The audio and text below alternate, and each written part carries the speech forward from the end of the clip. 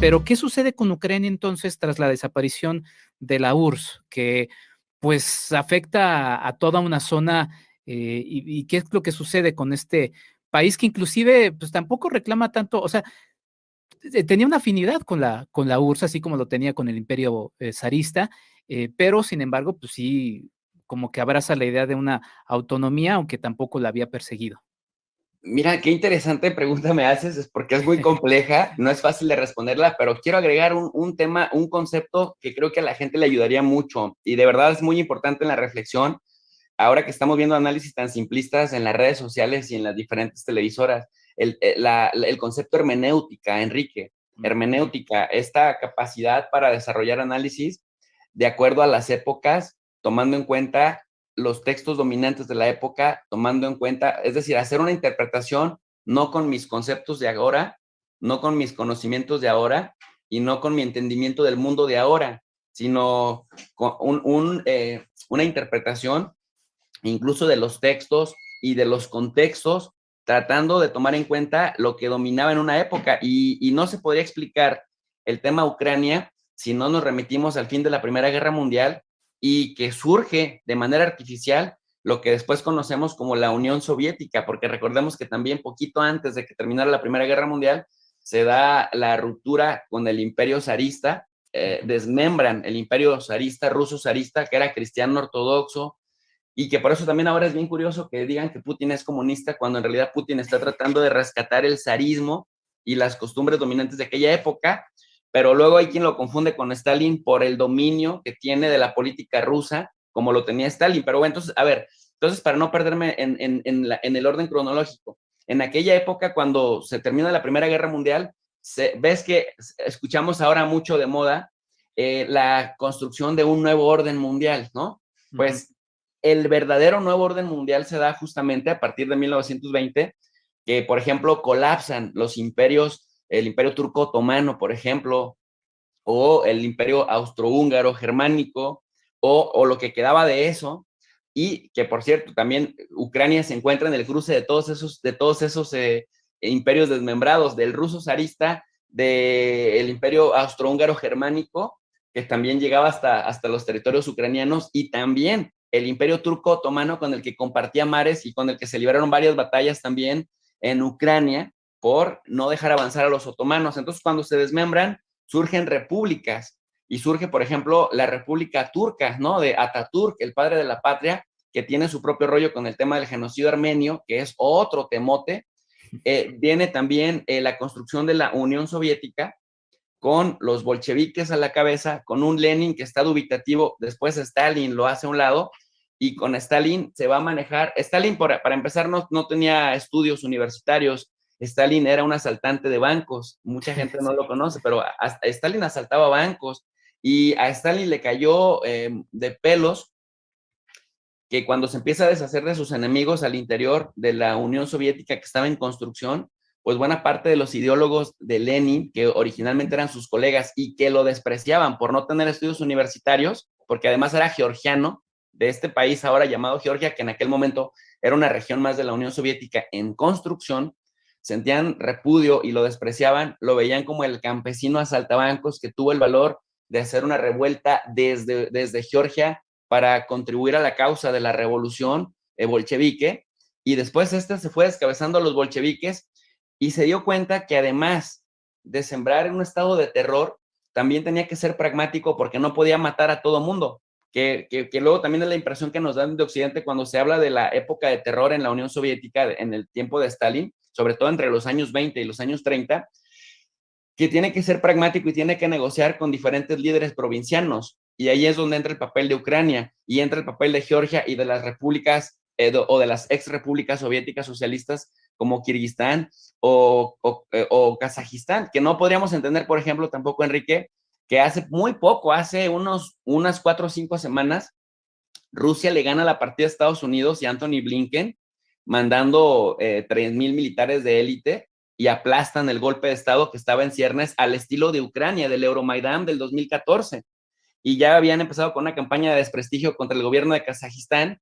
que dicho sea de paso es el 9º país más grande del mundo y que también tiene una cantidad impresionante de recursos petroleros y de gas. Pero bueno, vuelvo al tema de Ucrania. Entonces Stalin se da la oportunidad no solamente de asesinar a los más cercanos en San Petersburgo y en Moscú, sino también con los que estaban más lejos para evitar disidencias al estilo mismo del propio Stalin, que desde la Georgia se había hecho fuerte en su camino para llegar al Kremlin, empieza a negociar y entonces es pragmático en el sentido de que les da cierto margen de maniobra a los gobernantes de las provincias. Aquel que se revela cuando ya tiene mayoría de militares y mayoría de generales y mayoría de coroneles, sobre todo los de 4 y 5 estrellas subordinados, porque a esos de la élite militar y a esos de la élite empresarial en la Unión Soviética, que se convierte además en la mano de obra barata del mundo, un poco lo que China es ahora, Rusia lo fue en los años 20 y en los años 30 para la prosperidad y la tranquilidad de Europa, y después Rusia,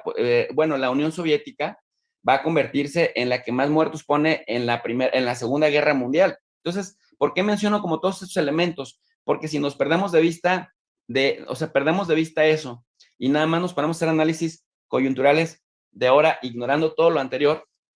podríamos estar errados en muchas cosas. Entonces, a Ucrania, en esta construcción, decía yo, superficial de las naciones y que pasa por un proyecto sangriento, porque los estados finalmente son proyectos sangrientos que se van dando a partir de guerras y la construcción de normatividades se da cuando no puedes negociar con alguien, se da aplastando a ese alguien. Uh-huh. Y es lo que estamos viendo, o sea, si